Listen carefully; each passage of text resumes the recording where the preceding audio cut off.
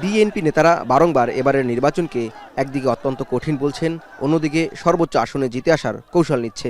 এই কৌশলের অংশ হিসেবেই জমিয়াতে উলামায়ে ইসলাম বাংলাদেশের সাথে আসন সমঝোতার ঘোষণা দিল বিএনপি। মঙ্গলবার গুলশান বিএনপি চেয়ারপারসনের কার্যালয়ে দলটির নেতাদের উপস্থিতিতে সংবাদ সম্মেলনে এই ঘোষণা দেয় বিএনপি। এ সময় জমিয়াতে উলামায়ে ইসলামের আমির বলেন, বিএনপি অন্যদের চেয়ে আস্থাভাজন বলেই আসন সমঝোতা করেছেন তারা। শিবিরে দুই মেরুতে ভাগ হয়ে গেছে।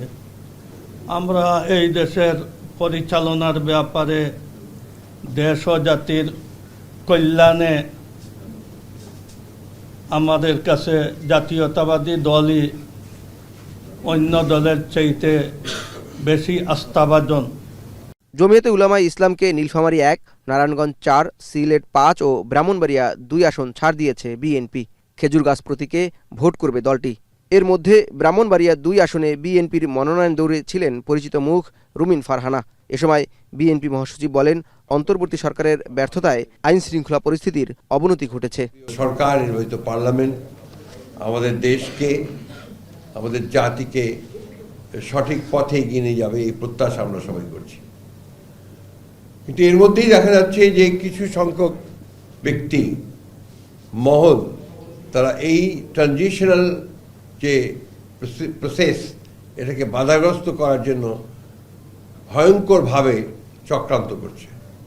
ইতিমধ্যে আপনারা দেখেছেন যে এই ট্রানজিশনাল পিরিয়ডে সরকারের ব্যর্থতার কারণে আইন শৃঙ্খলা পরিস্থিতির যথেষ্ট অবনতি হয়েছে।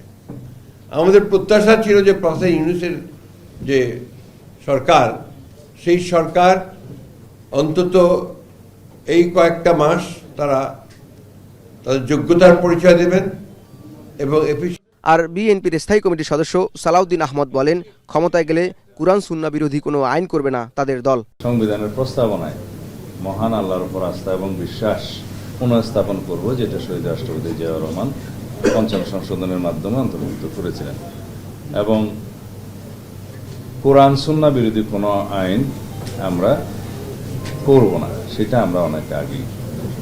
জোটবদ্ধ নির্বাচনী বৈতরণী পার হতে সমঝোতা হওয়া আসনগুলোয় কোনো প্রার্থী দেবে না বিএনপি। আর বিএনপি যেখানে প্রার্থী দিবে সেখানে প্রার্থী দেবে না জমিয়াতে উলামায়ে ইসলাম। জাওয়াদ মাহমুদ, এখন, ঢাকা।